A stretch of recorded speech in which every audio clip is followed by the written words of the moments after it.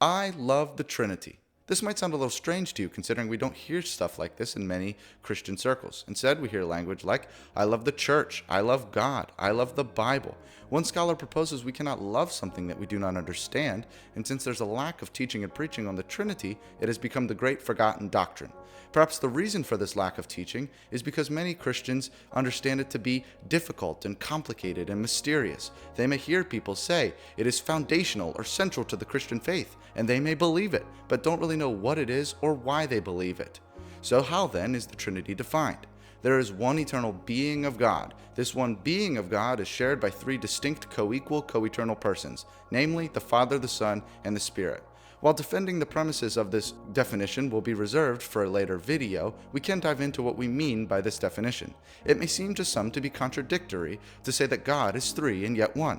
However, this would be to confuse what we mean by person and being. So how do we define person and being?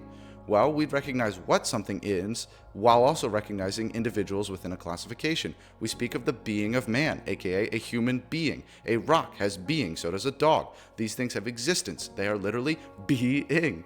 What then does it mean to be a person? Personhood is the ability to have a will, emotions, and to express oneself.